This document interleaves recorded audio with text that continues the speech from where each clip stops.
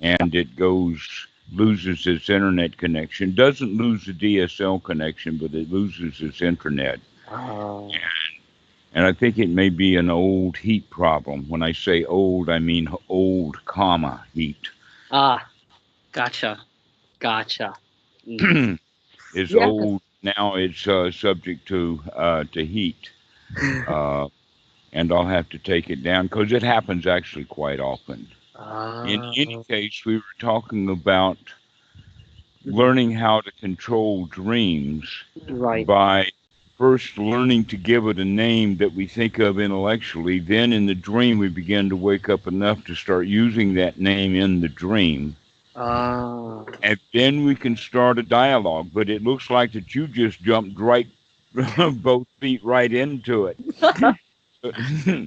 Yeah, Which is because very good. it That's was that's really more of the natural method. You don't have to use all of my instructions for going a little baby step at a time. But people who have nightmares, they do have to do that. ah, gotcha. All right, but the normal kind of dreams, people can, with intention, wake up to those. Because Yeah. you and I have already been working with postures for sleeping and other things like that. So I assume that that's you're being able to wake up mindfully inside the dream Right. is the outcome, or at least part of the benefits of working with a particular posture. Yeah, because sometimes what I try to do now is like when I sleep. So I remember, we talked about, you don't really want to keep the mind working. Like I remind me like when I like lay down in the bed, I remind myself that like there is a moment of dukkha nirodha there, and that the day is done. And basically, when I lie there, I stay with the body sensations.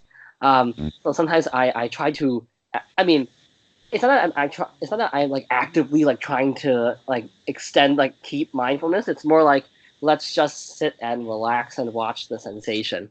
And so sometimes my I guess like the intention is like to try and extend mindfulness for as long as I possibly can while enjoying it. Because I wonder if the mindfulness can be brought into the sleeping, like the entirety. I'm sure with lots of again and again, I'm sure that mindfulness can persist on some level, like through sleep and like when I wake up. I'm guessing. Yeah. Hmm. Actually, Hmm. what you're talking about now is very, very interesting Hmm. because, and I've had this conversation with many, many people Hmm. who do not like the Hmm. Buddha's instructions about how to spend one's nights Hmm. prone Hmm. because our culture Hmm. is very strongly teaching us things like, oh, you've got to get 8 hours of sleep. Right. Okay, Mhm, so that whole mentality then is mhm, that once someone retires for the night, mhm, that they think that they've got to go to sleep, and that mhm. the sooner they go to sleep, the better, Right. and therefore they put pressure on themselves for going to sleep. That's exactly what the Zen master does. He puts pressure on me and my mom to sleep during the weekdays. Exactly. That's exactly what he does. Actually, it's really funny. He actually gets mad if you don't sleep at like a certain time and things like that. It's really crazy. But it doesn't work. Hmm. It just makes you more stressed because you're actually trying to do something. The mind can't sleep. Exactly. Not only that, by putting that extra pressure, we also have, with the ordinary mind Hmm. of an individual like your your Zen master, is that we worry and fret over what happens during the daytime Hmm. while we're laying there in bed at night. Hmm.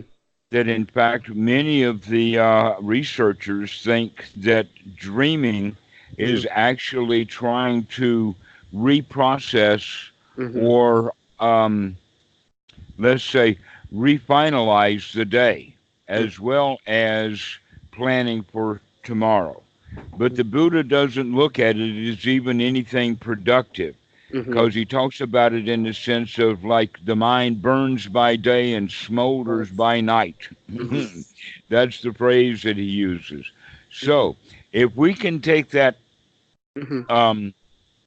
let us say, invitation for Mhm. that smoldering, Mhm.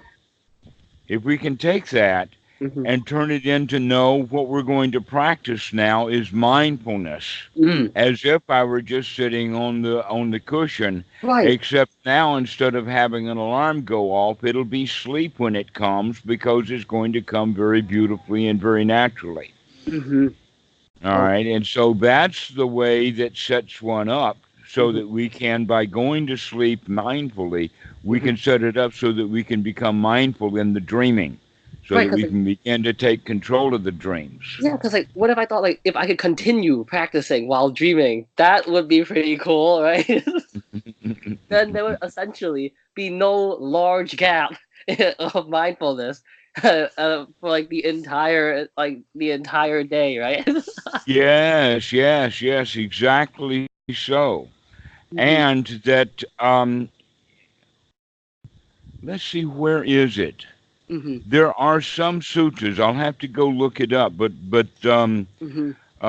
from time to time throughout the sutras, it will say that the practitioner is devoted to wakefulness. Mhm. Okay? Devoted to wakefulness. But then in several sutras, a few of them, there's an entire paragraph Mhm. that's devoted to that. That Mhm. what we're talking about is this devoted to wakefulness means that we recognize that mindfulness and wakefulness is more valuable for the mind than sleep itself. Oh, really? Oh, wow. And so this is why in the Watts and temples, depending upon which Wat it is, they'll either do it once every month on the Mhm. full moon, or they'll do it twice a month, once on the new moon and once on the full moon, Mhm. because that was the old time for the Buddha. But what they do is the entire Wat Mhm. stays up all night. Oh, No really? one, no one sleeps. Whoa. Now, in modern times, what happens is that it's okay for people if they're really tired because of the kind of modern days that we live, Mhm. especially in the United States. When I was attending Watts that would do that, um, especially with Achan Bunmi. Achan Bunmi at that time was the most senior um, Laotian monk in the United States at Wat Thai, Wat Lao, Washington. There's a Wat Thai, Washington, and a Wat Lao, Washington. Mhm. And it's a huge, huge facility with lots and lots of people there. Mhm. And so in these ceremonies, Mhm. it would be both the monks and the lay people. And Mhm. so it would be mostly the lay people, but occasionally the ranks of the monks would thin out. Mhm. But most of us, in fact, I had a Laotian student, and I was working with him during this time and Mhm. telling him to have the strong determination to sit up with us all night, no Whoa. matter what. Don't get up and go away. If you get up, just stand up to rest the body and then sit back down. Oh my. Whoa. And so he was able to do that the first time, and that was good. But I would say that Mhm. there may have been on in that particular occasion as many as 150 monks and maybe 1,000 lay people. So we're talking about a really, really big thing. And the Whoa. whole thing lasted all night long. I've got some photos, in fact, of that thing, because it was a ceremony where we were blessing a bunch of statues.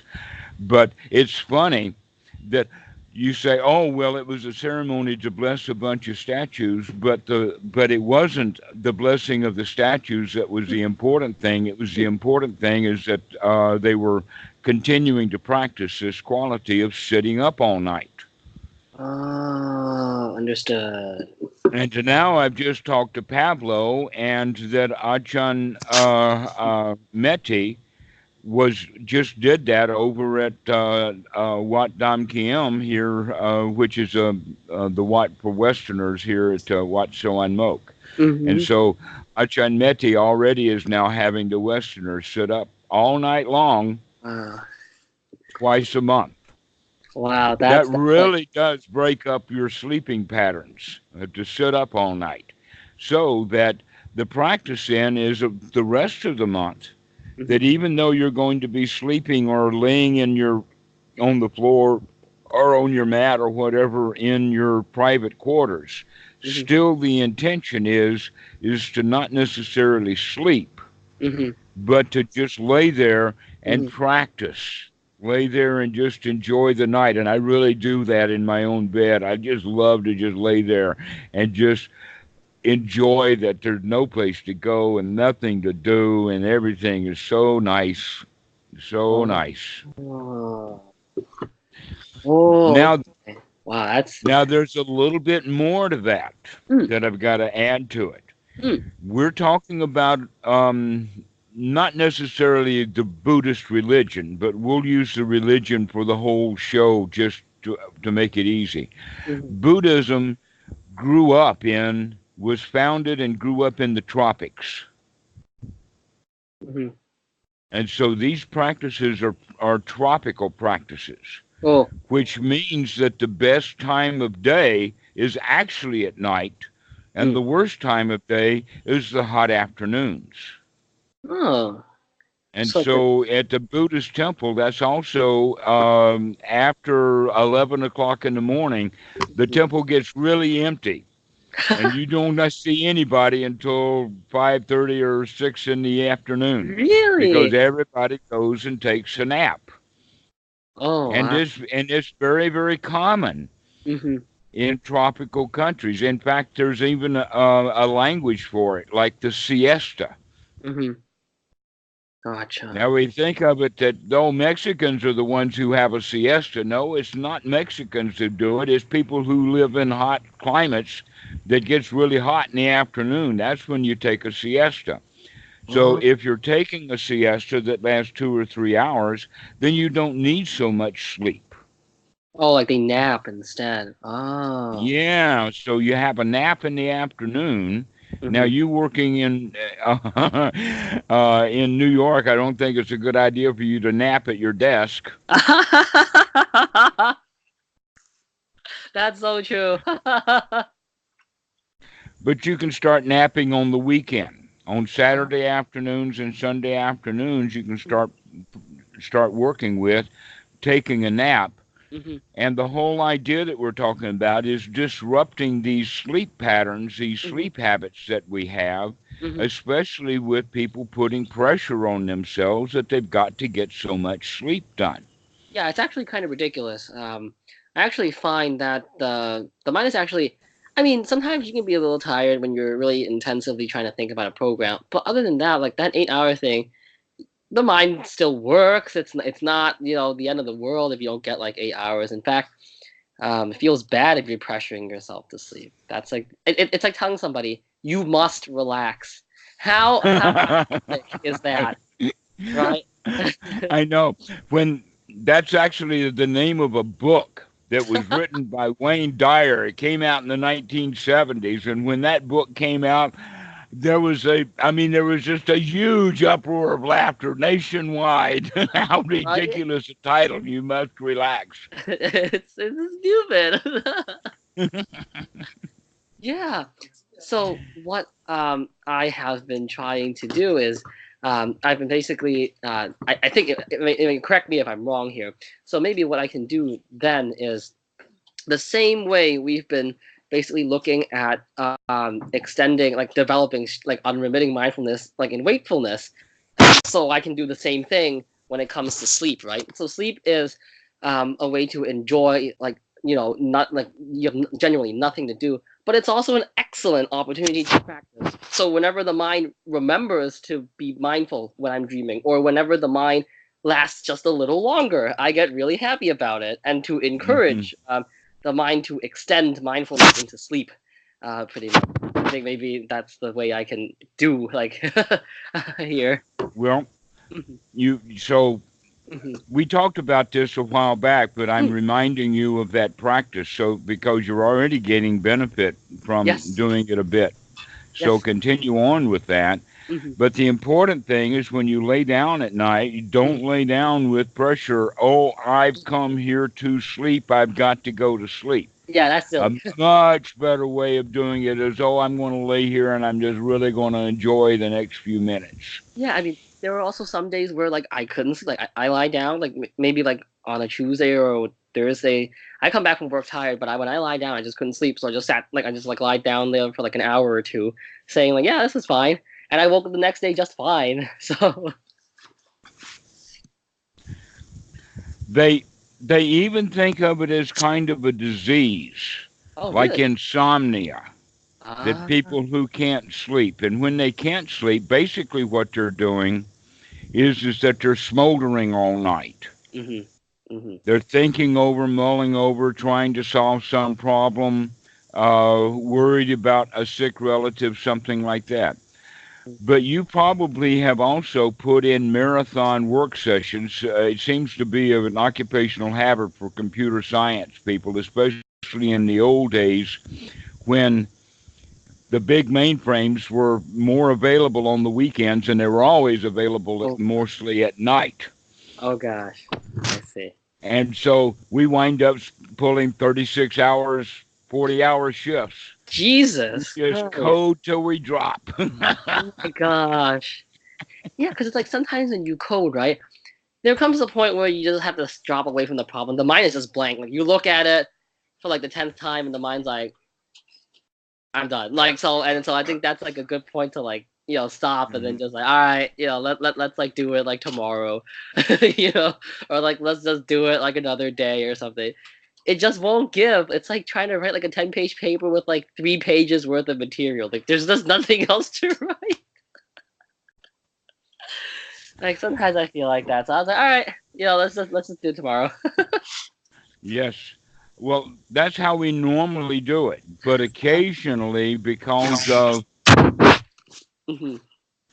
one of the times that that's likely is that you've been working on a project for a long, long time in the normal way, and now all of a sudden you're getting very, very close to getting it going. Oh, it's like the final like 20% sprint to like. Right, that right. So we got to get that final 10% done in one night or Oh as soon God. as we can. And I remember exactly what I was doing at that time because I was working with a Texas Instruments computer Uh huh. and was trying to was not trying, was actually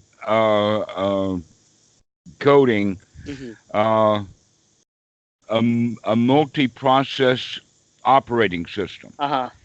And at that particular time, what I was working on doing was to getting two printers Hmm. to print simultaneously at high speed different things. One program was reading this file and printing it, and another Oh. program was reading that file and printing it, and I'm writing the printer driver Uh huh. so it can do multitasking Uh huh. by printing on more than one printer at the same time. Everybody was impressed at, but that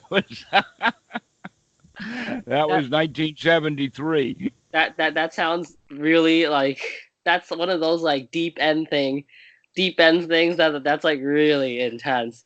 I remember the second year of college, I took an operating systems practicum, and the idea was that you would write an entire operating system during the course of a semester over 6 projects.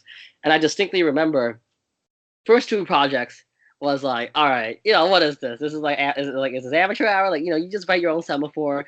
You write your own like context switcher and a scheduler. So the first 2 projects, yeah, no problem. And then the next 3 were like the networking projects where you had to implement like a really like dumb like UDP first. Then on top of that, you built like a mini like TCP. And then on top of that, you built routing. And everything went downhill from like project 2.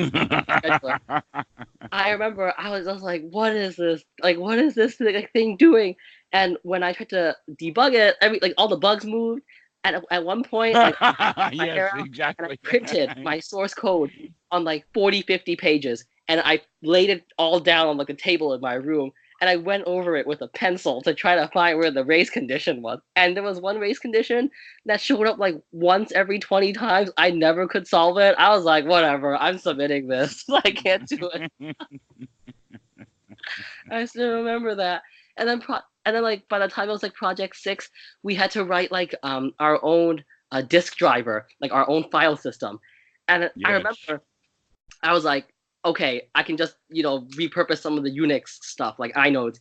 And then I thought we were like almost done. That last 20%, I was like, we have to write a terminal to like parse all these commands. I was like, I can't do this. So I handed in like a lame duck file system that could just like touch and then ls. That was basically it. Well, that whole quality of the file system, Uh well, for Unix and therefore like for the PC, hmm is completely different than the file system for the big mainframes of the old days, like hard Really? drives. Yeah, that what you would do with your JCL, you probably hmm heard the word JCL, the job hmm control language, Uh-huh. is that you would actually assign a Mhm. particular area of the disk from sector this to sector that. And Really? then you would do in that place what you wanted to do. And then that's it? And that's it. That's your That's it? file system. That's really, oh wow. That's actually, yeah, that, I mean, that's like so like, I guess like I'm not like simple in a bad way, but just like simple like compared to what we have today. Now you have all sorts of like, like logging and optimizations and all this crazy stuff going on, and like oh wow. A But all simple of that has to do with extra power. You see, in the old days, what we wanted was raw processing power that was going to be used for actual computing. Now it's And all so about you abstraction, wanted, right? right now they want safety and security. But in Uh, the old days, it was power. oh. So, so your Mhm, best programs mhm, were the ones who ran the fastest, taking absolutely the least amount of memory. mhm. Those were your two criteria. Whether the program worked or not was third. You want a fast Ferrari. Whether or not it can turn is a secondary concern. Yeah. Right, right, exactly. It's got to be fast and small. Oh, okay, got it, got it. Yeah, so other than that, like, yeah, I think like, yeah, I can totally like, I play around with this actually because sometimes, during the formal practice, um, my back, actually kind of hurts. So sometimes I'll say like, okay, um, let's count 10 breaths. After 10 breaths, I'll just lay down for I'll switch posture. I'll lay down just like a little bit, Hmm. and then in that laying down posture, let's count maybe like 15 breaths. Then I come back like and then like I sit back up or like I stand or something like Hmm. this. But to me, yeah, there is one thing, which is like when I lie down. Of course, like sometimes the mind will sleep, so I try my very best to encourage the mind to observe, like to stay strong as I lie down like this, and see what is happening to the state of the mind. And sometimes, if the mind is sharp enough, I will basically see like from like brighter mindfulness. You like remember we were talking about like, those dumb thoughts, like like oh like I have a purple hat on my octopus, or like there will be like imaginary conversations where it seems like I begin to talk to someone, like oh why did you go to the gym the other day? So like if we can then I know like okay like that means like that's like dullness like sleep like coming in. That's like when the mind is about to slip. Like if I don't like get up, I'm gonna black out. Other times, um, I lie down and that's the like the last thing, like 2 breaths, bam, and then I black out for like a little bit and I come back online. I'm like, oh, I could not like remember what was going on before, so I must have blacked out. Like that happens. So I try to encourage the mind to catch this kind of dullness. Yeah. Excellent. You're Yeah. really progressing well. All right. So there's two things that we can now work on, and hmm you just are doing the one of them. hmm All right. Be aware of your hands, hmm especially when they come close to the face. We've mentioned this before. Oh yeah. Yes. Okay. And the other one is to slow down your speech. Oh, yeah. But I understand that you live in New York and that everything has to be said in a New York minute. That's true. Like, uh, so I was actually like, so sometimes I dabble in like learning a bit of Japanese, right? And when I was speaking to my like tutor, I was so surprised at how fast like she was speaking. And like on paper, I read the sentence. I was like, I completely understand. And when she talks to me, I'm just like, oh, could you repeat that one more time, like slowly? And then I wonder, like, this is probably how I speak, like when like when I just talk out here. When I am just talking, like this is probably how I end up sounding to somebody because it's just so rapid fire. Um, Hmm. yeah, yeah. Well, underneath that rapid fire Mm-hmm. is a fire. Or is it And fire? that fire, the Buddha calls it restlessness. Oh, But it has to do, I think, oh, here we with the go. need to Here we go. get it out. Uh, sorry, I think it kind of lagged a little bit. It has to do with. Yes, it has to do with restlessness. Oh, okay. All right, but that restlessness for speech Mm-hmm. sometimes has a lot. For instance, I have a friend who is Jewish, Mm-hmm. and she speaks really fast. I think, in fact, that she's New York Jewish, so she's up there at the level that you are, Welcome to the club, and right? as far as speed goes. Uh-huh. But she also has the habit of filling in a great deal of detail Oh, I see. that is unnecessary. For instance, if she answers the phone slowly Mm. so that it rings and rings and rings, when she answers the phone, then she's going to give you a 5 minute description of the 15 or 20 seconds extra that it took her. So she's apologizing.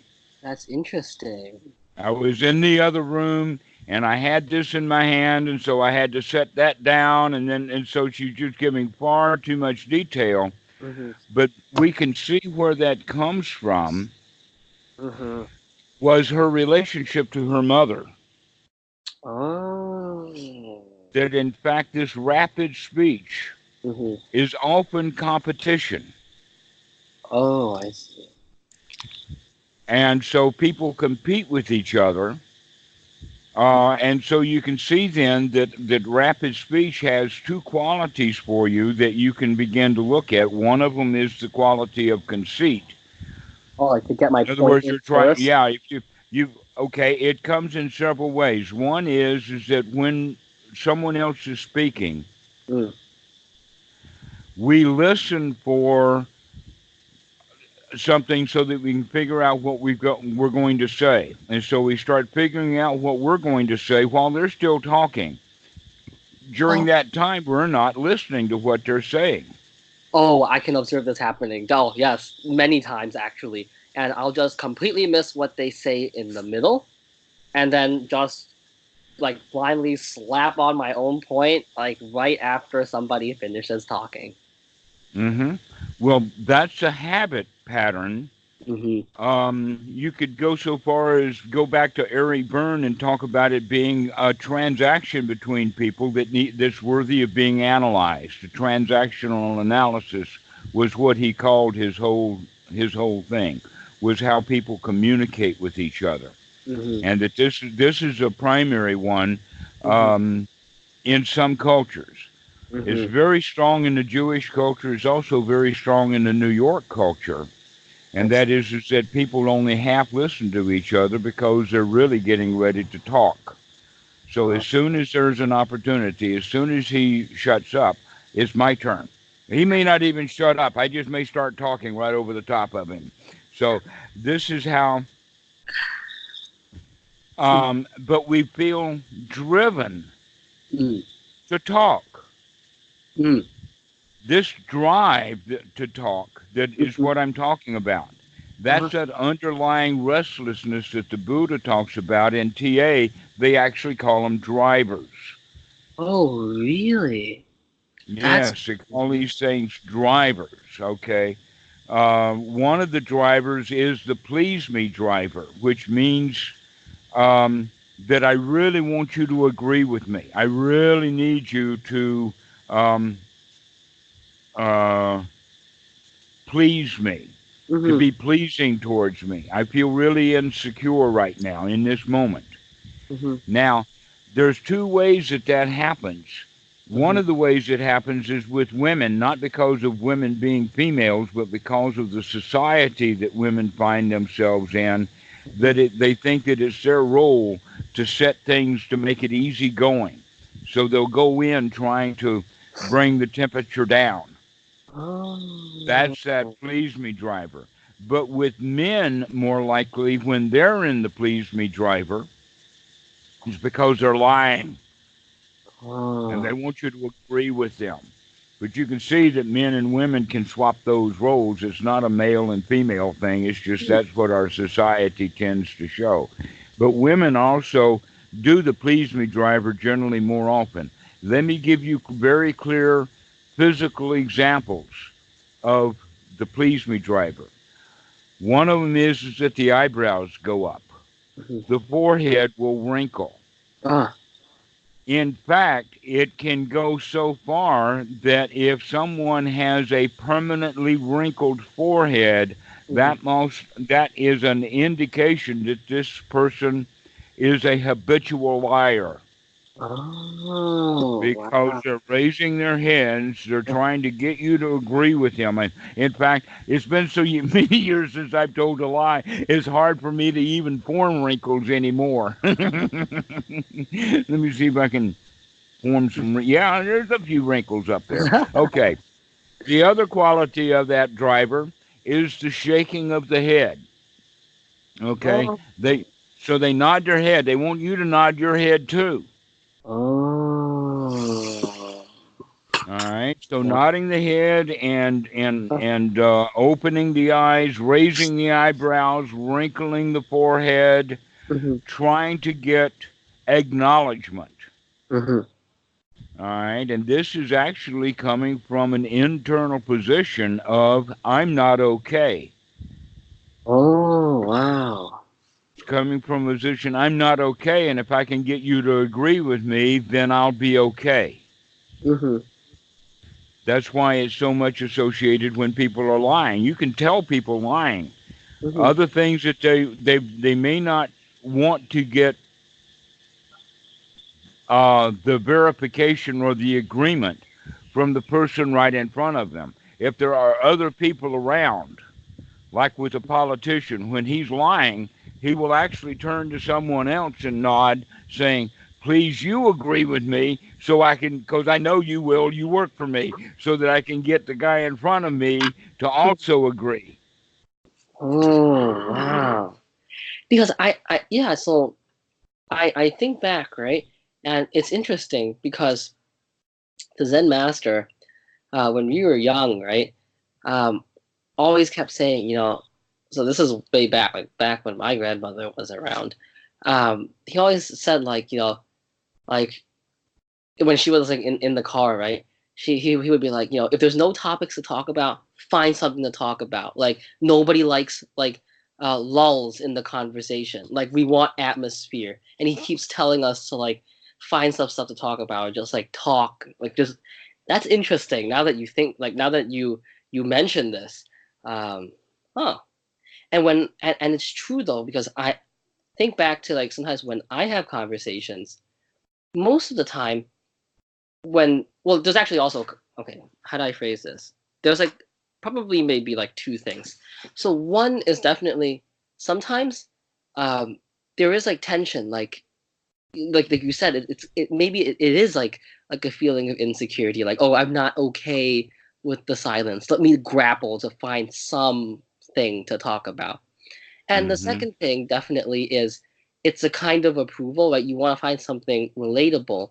But also, I've noticed that for me at least, if I keep talking, um, it's kind of like the mind starts spinning a lot. Like you kind of like the mind wants to keep talking and talking, one thing to another. Then you crack some more jokes, and then it's like, oh, one thing leads to another, leads to another.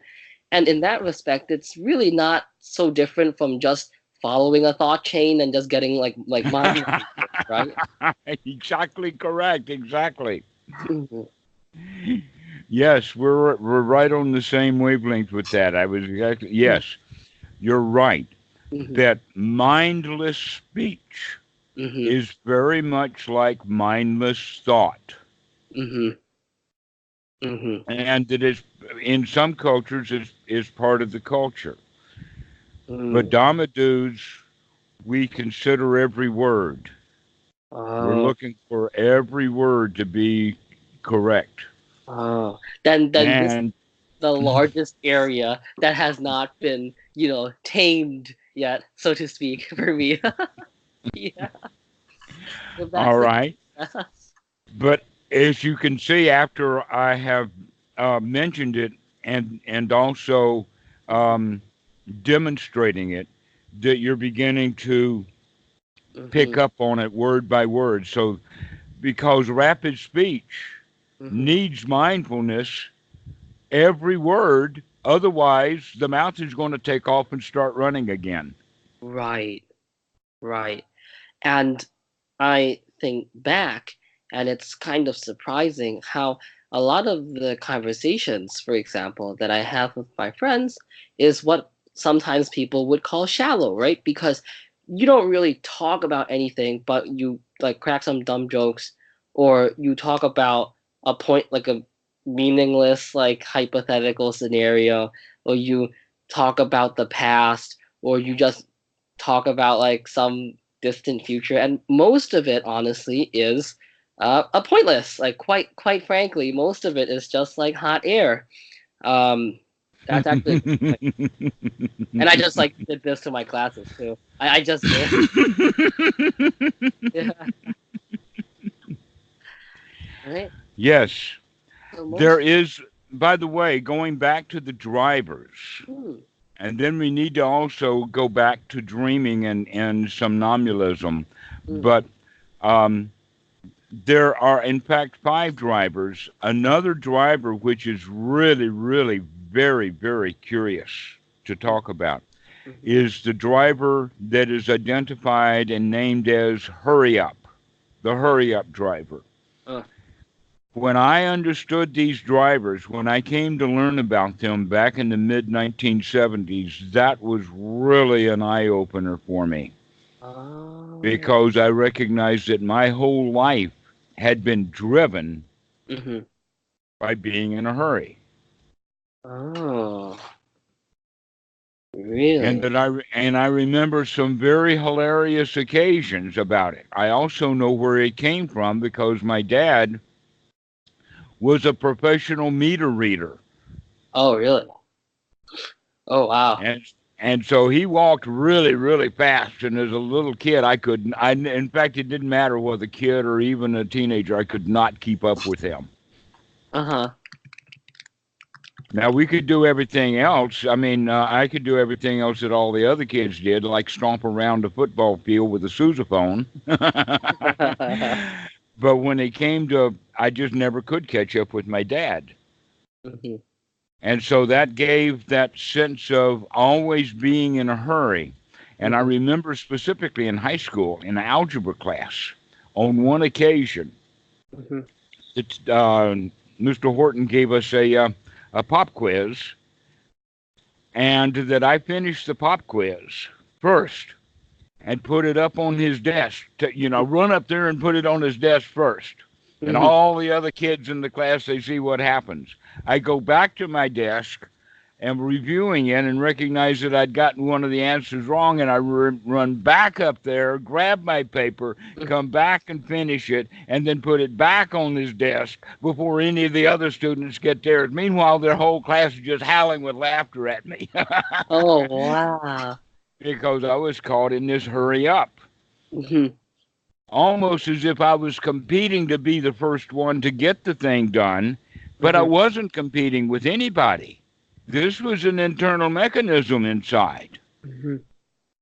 Oh, But gotcha. that also followed me into university. When Mm-hmm. Dr. Linder was giving us, I remember even in the early classes, but I had him in several classes, and he had a habit of, or he had a system of, giving an assignment on Monday, Mm-hmm. going through the assignment in great detail on Wednesday, and expected the students to turn in on Friday Oh while wow. he's doing the final touches of it. Oh And wow. my job was to hand my paper or hand my project in on Wednesday.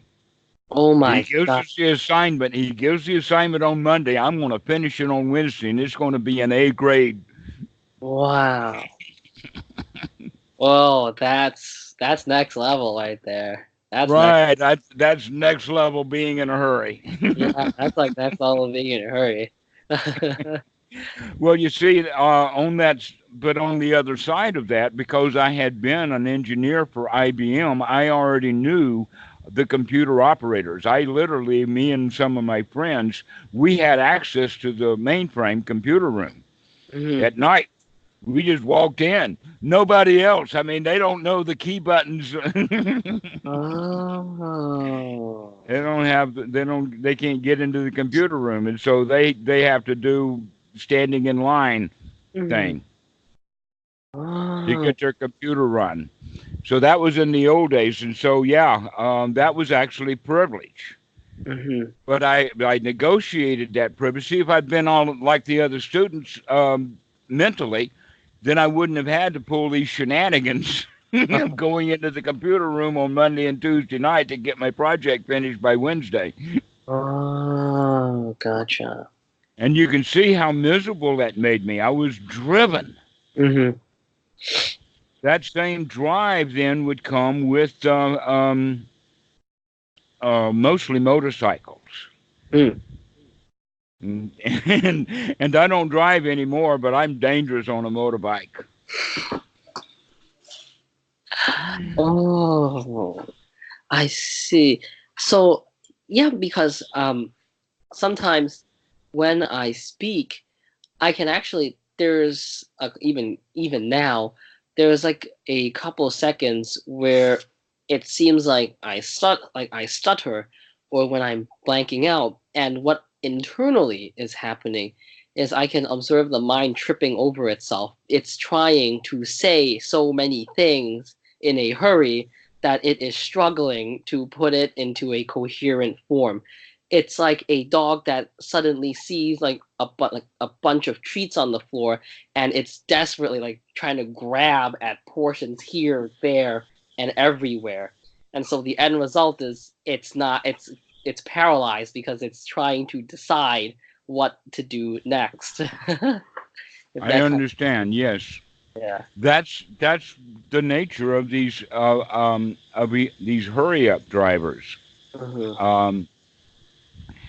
Um, there's another one which is actually the most debilitating at all, Oh. which you don't have and I don't have, but some Hmm. people do. But I have had it, and Hmm. that is called the try hard The trial. driver. Oh. Yes, we feel driven Hmm. to overly demonstrate how much we're working because we want benefit for the effort we put in, not the results, because we expect as a victim to be a failure. Oh, I see. And I recognized that I was doing that when I was trying to learn how to play the string bass. Oh, Because I was really? under pressure. Yeah, I was under pressure with the Navy because you see, in the Navy doesn't march around much. They do dance bands on board ship. Hmm. They don't march up and down a football field on board ship. Only aircraft carriers have even got a fan deck like that. You could do that, but in Navy bands, they don't want so much tuba. They want string bass. So I had to learn how to play the string bass Hmm. really fast. I see. And what I was wound up doing was I was putting in a lot of extra practice hours Hmm. in the practice rooms, which they kept track of. Hmm. But actual practicing Hmm. was hard to do because my fingers were literally bloody by that time. Oh And wow. so and so the that was what was happening with that. I really understood later, years later. It was like 10 years later when I figured out about the hurry up. I mean, excuse me, the try hard driver. That's what I was doing, was I was trying to Mm. prove that at least I wanted an A for effort because I was going to fail. Oh, I see. I mean, at some points, I've definitely like experienced, I guess, similar things. So, in fact, the best Looking example, busy, looking busy at work. yeah, exactly. Or the most striking example was, operating systems practicum project 6. I couldn't finish the terminal for the disk driver, so I typed out a document saying, "Here's what I would have done had I had more time." Like I already put as much time as possible. Now, the let me slow down. The the flip side is that I actually had a partner, and she just didn't write like a single line, pretty much for the entire 6 projects. But let's not get into that. But basically, the essence of that document was, I put all my time into it. I put as much as I can, and here's what I would have done had I had more time. And I think that the original intention there was definitely some. It had to have had some parts of, I should get some like brownie points for effort, like that kind of thing. No, definitely. So I've Hmm. definitely had like experiences like that as well. Yeah. Yes. So we all have the experience of Yeah. these drivers Yeah. of wanting, but some people, as you can imagine, Mm. they wind up doing that their whole lives. So Oh. that you can look, you can see them when they're doing a math problem. Mm-hmm. People who can do math in their head, you don't know really what they're doing, but when people have really a lot of trouble doing math, you Mm-hmm. can see them struggle. Right. The struggle is visible. Right. Right. I see. Sometimes when people are struggling like that, they'll even stick their tongue out to the side. Really? Oh, I see. It's like they visually like show like the struggle and things. Uh-huh. Right. This is also what will happen in meditation with a lot of students. They don't feel that they're getting the actual benefit and the results, but at least they're putting in the time and effort so Oh. that some magical God in the sky will finally take mercy upon them and bestow them the skills of meditation that Mhm. they didn't actually develop. Oh, I see. When in fact it's Okay? really just like aversion and things like taking hold of like the mind. Exactly. Hmm. Exactly. That in fact, there was, I mentioned this to some of the other students, so this won't be the first video that talks about this. But a couple of weeks ago Hmm. on The Lion's Roar, Hmm. there was a long question with a long answer. Hmm. And the long question was about a woman who had been practicing meditation for years, and she'd been working and struggling and doing this many hours and that, and Hmm. she never was getting any benefit from Hmm. it. She wasn't seeing any results.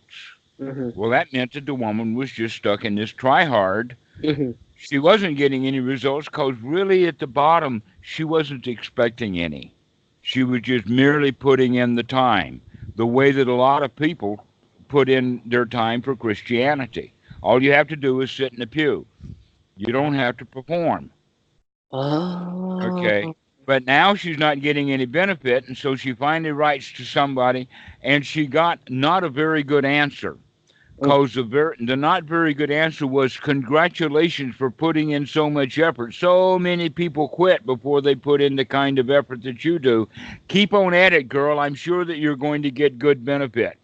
That Uh, was the answer. oh, that's not a good answer. That's not a good answer. That's not good. Any good answer is going to have that the Buddha's teaching is good in the beginning, good in the middle, and good in the end. And if you're not getting good benefit out of it, you're not practicing right. Well, that's because they do this try hard. They're trying hard Hmm. because they're not expecting to get any of it. So Uh, this is the quality of these drivers that you can see that in fact they really are drivers. mm-hmm. We're driven when we're, for instance, lying to get people to try to believe me. Very few people tell lies. I mean, there's jokes. Naturally, we tell jokes and we expect nobody to believe us, but we expect them to have a good reaction from it. Mm-hmm. But when we're lying to people, we expect them to believe us. I see. And that's why we go through these please me behaviors, Mm-hmm. is trying to get them to believe us. Mm-hmm. When we feel like a complete failure, Mm-hmm. that's when we'll do the try hard thing. I'll at least get benefit from trying, even though that I'm failing. Oh, I see. Okay, but this being in a hurry, Mm-hmm. that comes directly from restlessness. That comes directly from the fetter of uh, and we also stress ourselves out with this being in a hurry, got to get her done, uptight. We Mm-hmm. feel that there's work to do when in fact that there's no real work to do. And Mm-hmm. so what we do is we'll say, yes, but I feel like that there's some work to do. Mm-hmm. Therefore, let me think about all the different possible things that need to be done. And when I find one that actually does need to be done, I'll blame that one on how I feel. Therefore, if I go get that thing done, I won't feel this way anymore.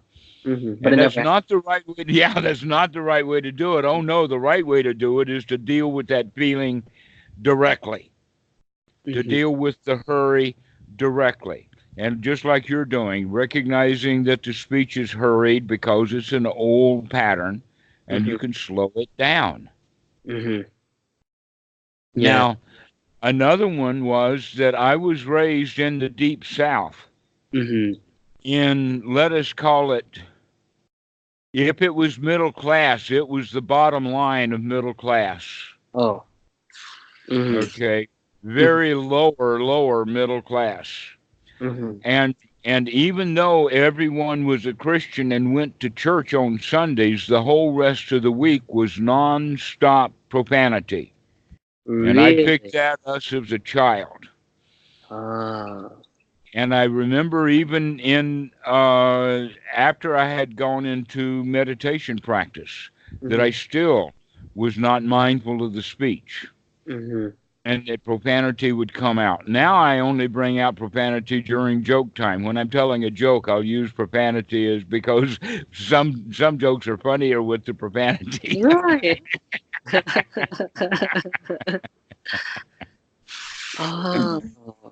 So being mindful of speech, mindful of profanity, mindfulness of the speed that we speak, and also mindful of that when we're listening to someone, Mm-hmm. that we're there to listen to them, and Mm-hmm. that we'll think of something to say after they've finished. We don't have to figure out what we're going to say, and Mm-hmm. so when students will give me what you do is you talk about things and you'll say this happened and that happened and this happened.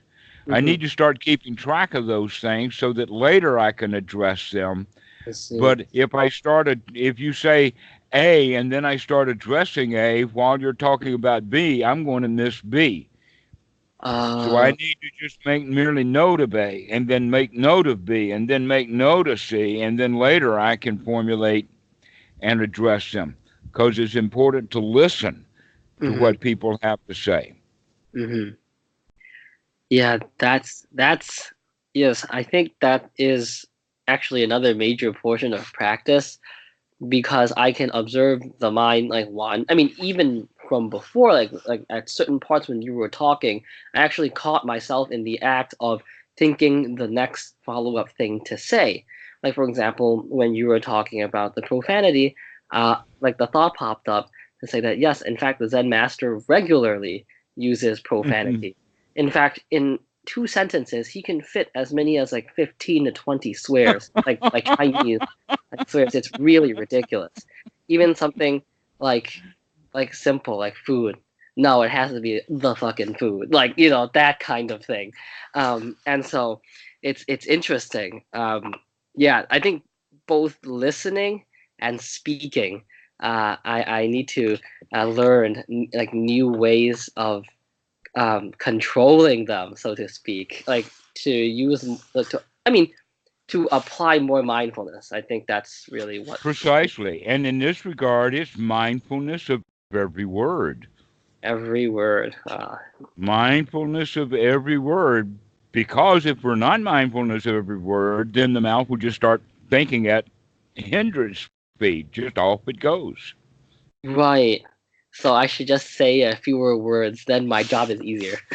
Yes, exactly. Exactly so. Uh, Exactly so. All right. I see. But So, one thing that we need to tie up, and that's mm, the point about, mm, remember I was talking about working for 36 hours in a row, mm, trying to get a printer driver going, mhm, multitasking printer driver. Um, mhm, but that was not the only time. mhm. Several times in my career, I pulled a two-dayer. Oh wow, that's Uh, and oh. that what we're looking at now is that people who lay in bed and smolder and burn all night Mhm, are very much like that, except that they're not sitting up or standing up or going back and forth between printers, but mhm, they are still, the mind is very active, and therefore it's not getting any of the rest that it needs. And so when people suffer from sleeplessness, when they're not able to sleep at all, or mhm, actually what happens is that they think while they're not mhm. sleeping, they'll think for 30 minutes or an hour, I can't get to sleep, I can't get to sleep, it's so hard to get to sleep, and then they fall asleep. They come After back an up. hour of having a conversation with them about why they can't get to sleep, and then they'll work up during the night thinking that, oh, I have not been sleeping at all and I can't get any sleep at all. And so they'll do that for another 30 minutes. I'm getting no sleep. This is really terrible. And then they'll fall back to sleep again and they don't even know it. And then they wake up at 6 in the morning and they say, oh, I haven't slept a wink all night. And they Uh, actually had 2 sessions of sleeping, but they weren't even aware of it because they were punctuating it with a lot of mental activities around that they can't sleep. mhm, And there's a lot of pressure that people put on themselves for this. And so what sleep they do get winds up being not as good as it could be. And mhm, so they wind up feeling tired all the time mhm, because they're not getting any of the sleep that that would, let us say, in a healthy situation, that they would get. But we're mm, going beyond that mm, because the kind of, but you could understand that if I'm teaching the students about being mindful and wakeful mhm, during the night, mhm, that these people who are suffering from not not getting enough sleep, they'll mhm. think that or not my system, but the Buddha system is crazy. Right. That anybody who would practice the way that the Buddha would talk are not getting any sleep, they must be in, really, really poor health all the time. But that's but that's not at all the case because when you sleep mindfully, you really do get a lot better rest. Mm, All right. So let's look at sleep in the sense of levels. mm, There is light sleep, there is REM sleep, and mhm, there is deep sleep. mhm, Okay. If someone is in deep, deep sleep and mhm, something happens during the night, a sound or a noise, mhm, it's quite possible for them to go up to the level of dream sleep and mhm, then start having a dream about that noise without ever coming up. mhm, That what we want when we're practicing mindfulness is mhm, to allow the mind to go into very, very deep sleep, mhm, but then come right back out of it. That it doesn't have to come and spend any time in the REM sleep, mhm, that it comes right up. mhm, And one of the people that I'm really pleased and surprised with mhm, is Tam, mhm, because I will go in the room where she's sleeping, and mhm, she'll wake up. she'll wake up every time that I go into the room. That's exactly what we're looking for. Mm-hmm. That when um, if the dogs come into the room, I want to know they're coming into the room. When they go out of the room, I want to know they're coming out of the room. Mm-hmm. When Kitty is restlessness in bed and she flops around, I want to know that. I Oh. want to wake up. I want to be there during the night. Mm-hmm.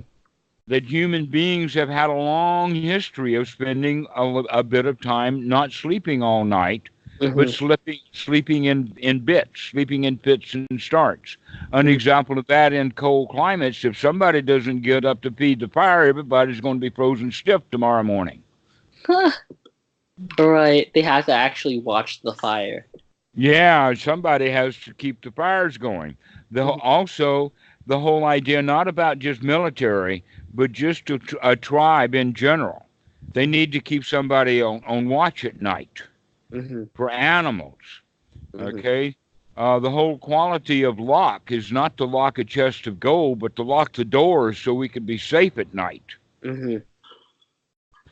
Mm-hmm. So humans have had a long history, and I'm not talking about long in the sense of a couple of thousand years. I'm talking about hundreds of thousands of years. We have had to be up during the night because of protection, Mm-hmm. taking care of the nest. Mm-hmm. Later, when we learned about fire, learning to feed the fires. In fact, without the ability to control fires, humans could not go into the northern climates. Mm-hmm. We had to learn to have fire, which meant that, and so with modern society, primarily because of electricity and also because of the industrial revolution and as well as farming, we have the idea that we work all day because we can see all day, and Mm-hmm. then we work, and then we sleep at night. We take the night off, and Mm-hmm. that's when we're supposed to sleep. Mm-hmm. Where humans have come out of the tropics and that we normally sleep in shifts during the day. Each person will have several times of sleep. Mm-hmm. And that it's important for him to be able to wake up in case of danger. Mm-hmm. This is exactly the reason why the Zen masters will be sneaking into the dormitories at the monastery at night Oh. to see who he can whack with his cane. Oh, really? Yeah, the one who gets whacked is the one who won't wake up when the master comes into the room. Oh. Because this is kind of a ninja training, you know. Ninjas don't need to be sleeping while other ninjas are sneaking into their rooms at night. Mm-hmm. Mm-hmm. Right.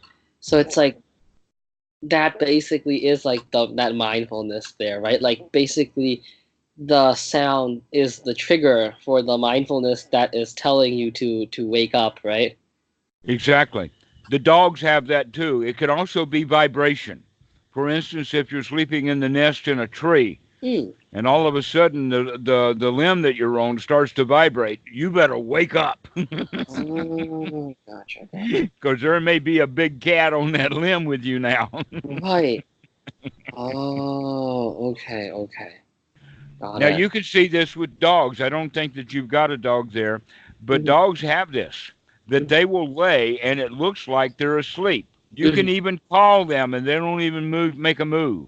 Mm-hmm. But if a car comes into the yard or a motorbike comes into the yard or a dog is on barking or something, Mm-hmm. those ears will go up and so will the dog within a second. They've got their ears attuned. That's one of the qualities of the dogs with their territorial instinct.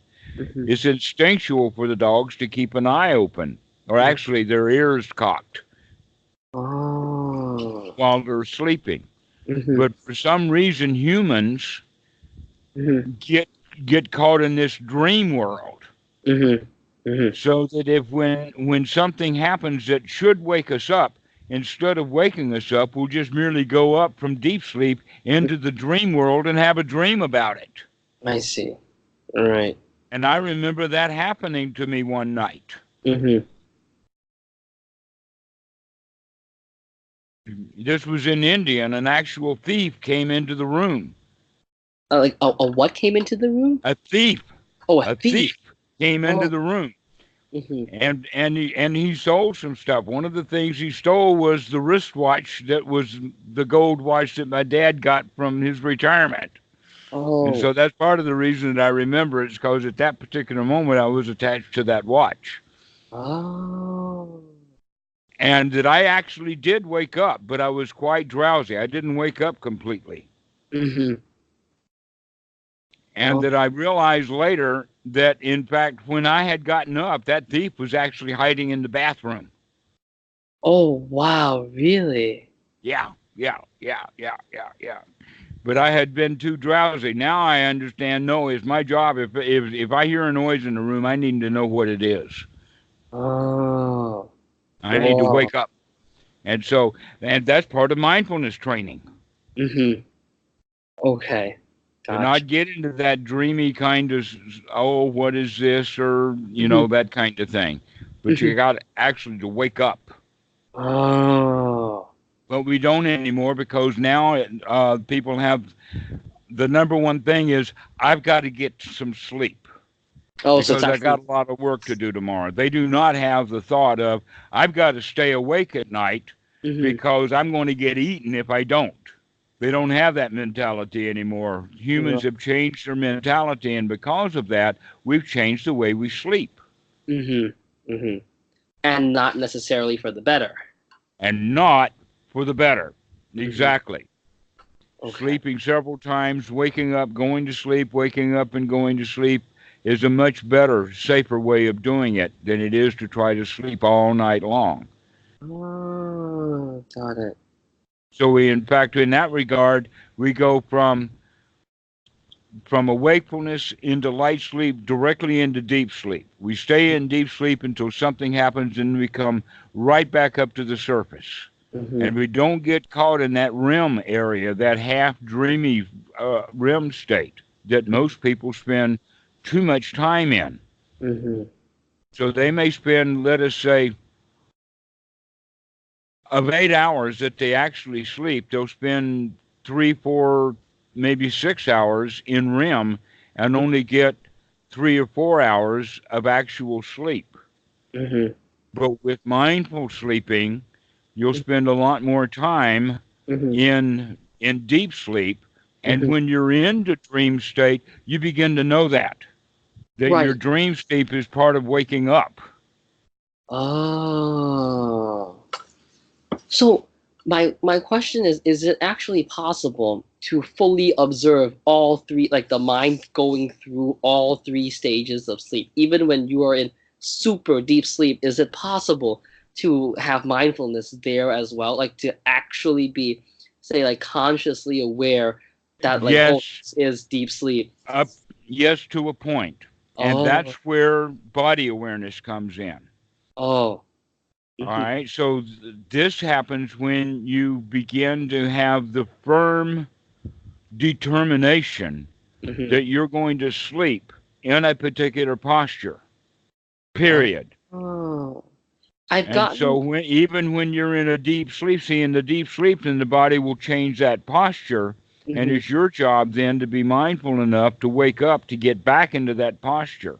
Oh, because I've gotten as far as sometimes when I watch the body, I've I can actually feel the sleep paralysis like coming on, and that's when I know that the body is beginning, like the body or something is beginning to like go into like light like sleep. Does that kind of Hmm. make sense?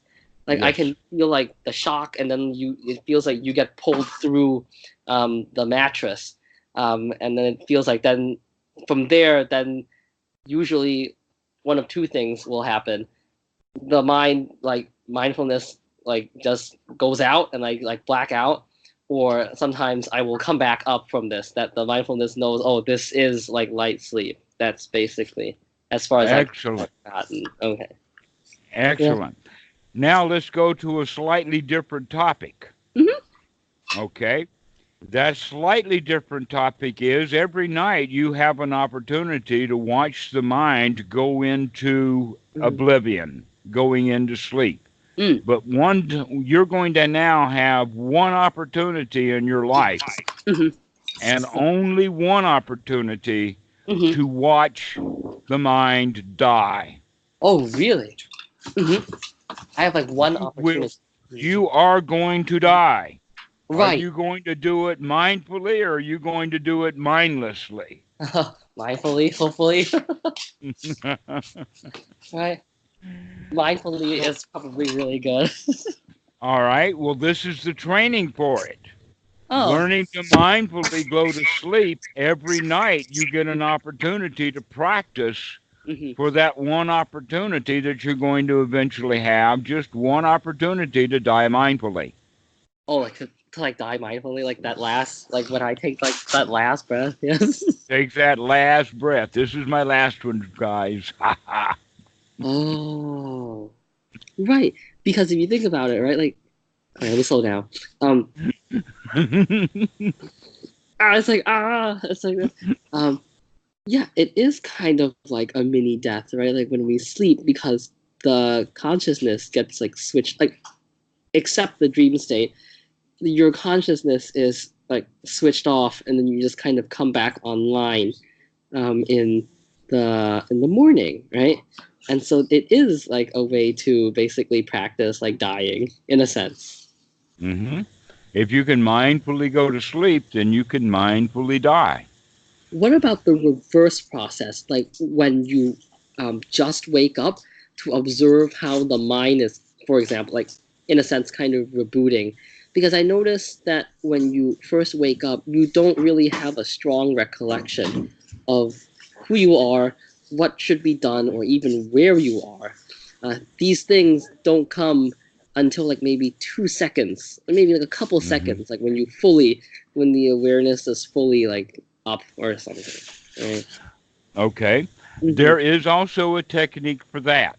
Oh, right. All right. And basically the technique is nothing in particular, but do something intentional every time you wake up. An Oh, example of that would be to snap your fingers. mm-hmm. Okay, so tonight when I go to sleep, I say, among other things, mindfully tomorrow morning or whenever I wake up, the first thing I'm going to do is I'm going to snap my finger. Oh, mm-hmm. Okay, so when you wake up, from the time you wake up to the Mm-hmm. time you remember to snap your finger, how long time is that going to be? I have actually been toying around with not snapping my fingers, but noticing how long it takes me when I wake up to when I remember to that first time when I remember to be mindful. And from Okay, what I have that's seen, exactly right. That's it. Okay, that's what I'm talking about. oh, And oh, that you want to mark that moment mm-hmm, with an event mm-hmm, such as snapping your finger, mm-hmm. or you can blow your nose. It doesn't matter what it is that you do, Oh, but you want to mark from that first moment of mindfulness. mm-hmm. Gotcha. Because for me right now is it's either when I intentionally try to get out of bed when it's really cold, um, which means it probably takes like, so I have a weird thing going, where when I wake up, say okay, it's kind of a weird situation because my mother is a lot, she wakes up earlier than me. She wakes up at like on a weekday, she wakes up at like 6. And when she sets her alarm, I can hear her alarm, so I wake up, but Hmm. my time is not up yet. So I'm like, nope, not yet. Oh, So this is time for meditation for sure. That's the really best time. You don't have to leave bed or anything. yeah, When that alarm goes off, you say, "Ah, I'm awake now. Time to be happy and joyful."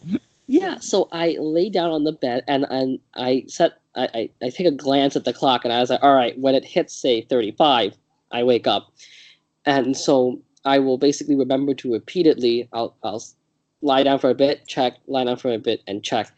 But basically, when I then finally get up, that's when I remember to be mindful. Or if it's a little longer, maybe in like 3 or 4 minutes, when I start brushing my teeth, that's up usually when I remember.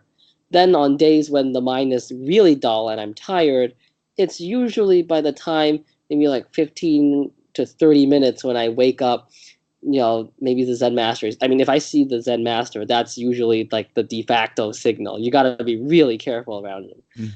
Or when I start talking with my mom, that's usually when it kicks in. That's what I've noticed. Yeah, yeah. Another one will be when the light comes The light. Mm-hmm. from the window, when the sun comes up. Oh, right. That in fact, you probably have spent enough time noticing um, that there is a process Mm-hmm. that the sun goes through in its rising and shining, and there'll be various, Mm-hmm. let us say, light and shadow combinations that pass across the room Mm-hmm. almost every day in the same way. That I, for instance, the room that we have, the sun shines in, Mm-hmm. and as it does, the window, uh, the light of the window across on the other side of the wall will move downwards Oh, until the light actually begins to shine into my face. it's the warmth, like the warmth of the sun on my cheeks. That's the thing that like triggers it for me as well. Sometimes when I'm sleeping, I can feel like my face heating up. Then I will actually begin to wake up like from there. Yeah. hmm hmm So you can also use the light itself, Mm-hmm. because if your mom is already getting up at 6, that's a time that's fairly close to, Mm-hmm. and so you can ask yourself the question: Is the sun up yet? Mm-hmm. Gotcha. Is it up? Mm-hmm. Is it coming up? Mm-hmm. I don't know about New York at 6 a.m., but I imagine that 6 a.m. is actually not an indication of where the sun's going to be until you tell me what date it is. Yeah, like I think there. Yeah, I'm trying to remember. I think by that time the sky is definitely light, but does the sun ever come through? Actually, no. There is a little bit coming through already. It must have already like come through. Yes, exactly. Okay, so that's in the old days. That's how people told time. We just look at the sun, and I can tell you more or less what time of day it is just Oh, by really? noticing where the sun is in the room. Oh, really? Wow. I I don't As I you can't. know, as you notice, no watches, no clocks. That's the best kind of existence. You don't have to like be somewhere at a certain time or so no future. That's the best kind. That's good. That's a good thing. Yes, I haven't worn a wristwatch, gosh, in 40 years or so. 40 years? No Wow. wristwatch. Wow.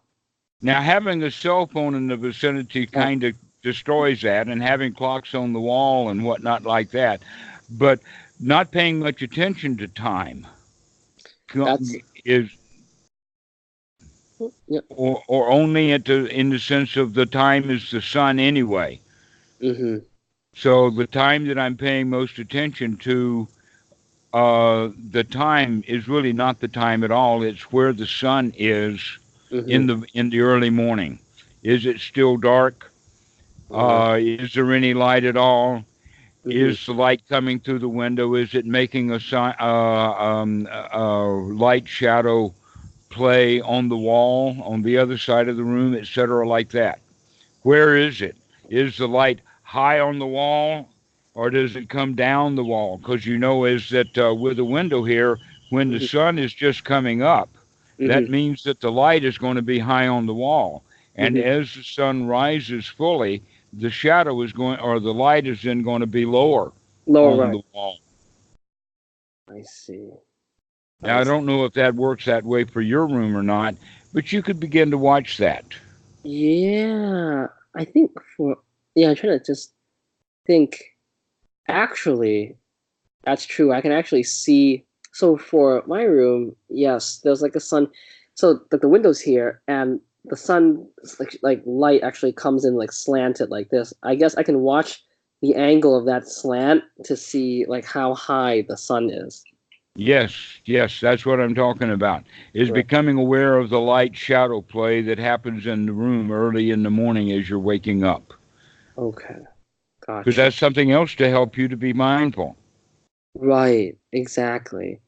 Yeah, it's really interesting. I'm actually kind of it's fascinating because it feels like at least at this current point, right? It's either like what I can see is just like bright mind and then dull, like nonsensical thoughts, and then past a certain point, it just blacks out. Like there's just nothing. And there's just like, is that actually what happens? It's just like at some point that the consciousness just like it just. Exactly. Uh, Consciousness actually in deep sleep, consciousness is actually turned kind of turned off, or let us say the volume is down. For oh, instance, you can still tell posture. If someone comes into the room and turns the lights on while you're in asleep, you should be able to notice that. That should wake you up.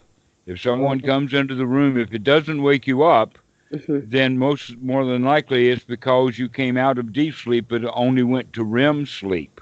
Oh, you were basically perceiving, but not like it, like but in the dream, like in the dream world. Right, but it only brings you up to the dream world. It doesn't bring you up to full consciousness. Oh, okay. Yeah, because like I think that's like this is like something to work on, like just extending the mindfulness into sleep. That's also like a huge part of the day that I'm not practicing, you know. All right. Let me make a little small change of words in there. Words sometimes are important. The word that you used was work. Let Oh, us work, substitute the work with play. play. These are Yes, things for you to play with, yes. Okay, new gotcha. toys to play with, Yeah, these are new shiny not new toys. work to do. It's amazing how I just kind of just like let work slip, right? Wow. It is kind of amazing. So just to recap, because I we covered like like several things. So concretely, what I will be playing with is, for example, like now it's like around 12:45 in the morning here, but um, when I sleep, I will like the same way I encourage the mind. Yes, let's play around with more mindfulness when we sleep. And the couple of things I will use to encourage the mind is, first, like, take a deep breath, smile, like, actually try to like enjoy because we're playing around. So one thing is, you know, hey, can we, just remember to come back into like a specific posture, when we're sleeping. Like, hey, how many times can I do that? The second thing is, hey, if I'm dreaming, can I recognize that I'm dreaming? I'm Like, use dreaming, that as another exactly. trick. And the other thing is, hey, if there's like sounds or something. So the third thing is like, yeah, there's sounds. Like, can I recognize, hey, there was a sound? And the fourth thing is, can I like snap my fingers or can I just like do something? Like maybe like Right. just like scream or something when I wake. Well, maybe not that. But like, can I like tap the pillow or or something when I wake up to remind me to become mindful as soon as possible. So these are things worth exploring or playing. Exactly. One more thing that you could do is you could consciously chuckle. Oh, okay. Chocolate. Consciously chuckle. Like, ha! I got it. Oh, I good at that. I just go like yeet. It's like, all Yep. right, you boys. Got it. All right. Online. Right. Here we are. Yeah. Oh, okay, Well, okay. well, Understood. Mhm, that's really great. I'm mhm, glad we've had this conversation because we've had it before a long time ago, but this is actually a better version of it because you've already been practicing. You've already gotten that skill going of so continue with that. continue with That's that. why I gave you so much detail today, but Hmm. you could have figured some of this stuff out for yourself. Hmm. But one of the things that's really valuable to point to is that this is not just my teaching. This Hmm. is the teachings of the Buddha. Hmm. Okay. That this wakefulness of being able to stay up and be awake and alert at night is something that we should be willing to train for because it has enormous value. Mm-hmm. Gotcha. Okay. And yeah, I'm actually pretty happy that like even in the half dream state that I could remember to come back, I was actually really happy because at least I thought, maybe this means that somewhere deep down that this habit of coming back has become ingrained at least some at some level. Something downstairs has accepted that yes, this is the way to examine like strong like negative or like powerful emotions. And I was like, oh, Hmm Someone Yes. downstairs finally understands. Well, it's actually what you're doing is you're cultivating the habit or Hmm. cultivating the skill of sati. Hmm. Now Gotcha. it's becoming a skill. That's excellent. Which is great. Yeah. So other than that, I think that's what I'll look out for. Really, the other thing is the generosity practice. I'm actually surprised. I think back to maybe like like this past month, I haven't actually given out like $10 in total to strangers inside a week. The total is actually more around like 3 or like $4. I haven't really seen like 10 homeless people per se.